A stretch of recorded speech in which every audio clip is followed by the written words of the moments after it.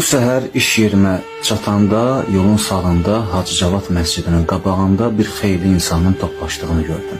Məscidin yan-yörəsində 2-2-3-3 polislər dayanmışdılar. Qulaqcığımda musiqiyə qulaq asırdım.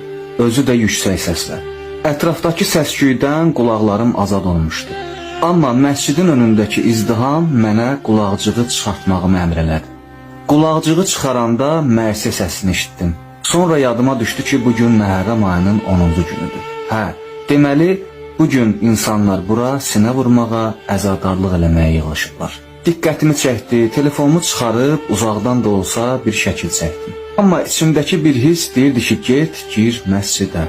Yolu keçib məscidin qapısına yaxınlaşdım. Qapıda polis dayanmışdı.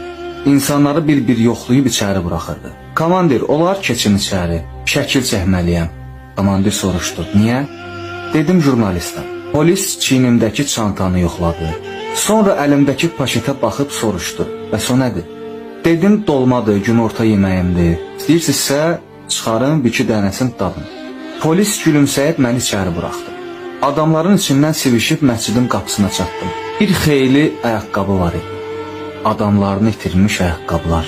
Amma bir o qədər də özünü güvəndə hiss edən ayaqqabılar. Qapının ağzına kimi adam var. İçəri keçmək mümkün deyil. Məscidin içində sinəyə çırpılan əl səsləri qəribə bir əks-səda verir. Fonda da kədərli bir səs. Yuxarı qalxıb sinəyə dəyən əllər sinxron şəkildə baş verir. Və bu mənzərəni seyr eləmək məndə qəribə bir qibtə hiss oyatdı. Kəsilən qollarına qurban, ya Bəlfəz. İçimdəki ikinci mən dilləndi. Dəfələrlə bu cür sinə vurma, baş yarma məclislərini tənqid eləsən də, oradakı izdiham, hamının bir-birini diqqətlə izləməsi, sinxron şəkildə ritualları yerinə yetirməsi, yenə deyirəm, əslində qibtə olmasıdır. Kəsilən qollarına qurban, ya Bəlfəz. Bu cümlə təkrar-təkrar məscidin minarəsinə qədər ucalır. Qəfil əynində seçilmək üçün yaşıl gödəkçə olan bir adam yol verin deyə-deyə izdihamı Musanın dənizi yardığı kimi yarır.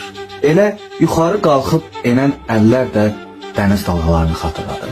Özümü qapının kandarında tapdım. Amma hələ də məscidin içinə girə bilməmişdim. Sağ əlimi yuxarı qaldırmışam ki, kamerada hər şey aydın görünsün. Gəl haraya, hardasan ya Hüseyin. Ortadan ikiyə ayrılmış izdiham, əllər yuxarı, əllər aşağı sinəyə. Elə bildim bu dəqiqə İmam Hüseyin o ortadakı cığırla keçəcək məscidin başına. Özü də başlayacaq ağlamağa. Yanımda 5-6 yaşlı bir qız uşağı dayanmışdı. Üzündən görünürdü ki, ətrafdakı baş verənləri başa düşmür, matməəttəl qalmışdı.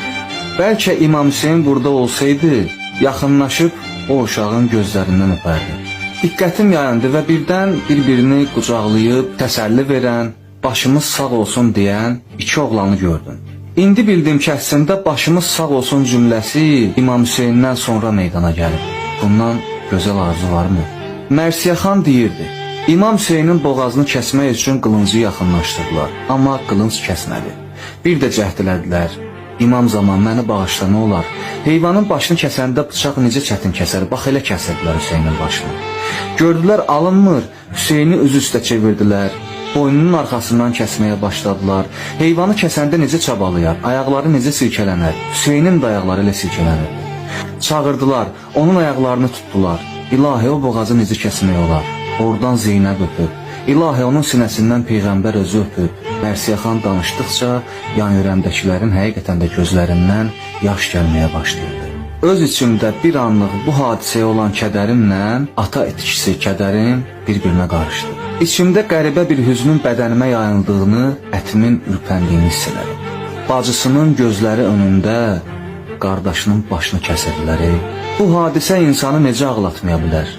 Bir anlıq təsəvvür eləyin də, elə bilin ki, İmam Hüseyin sizin qardaşınızdır. Bu misralar yaddaşımın dərinliklərindən qulağımda təkrarlandı.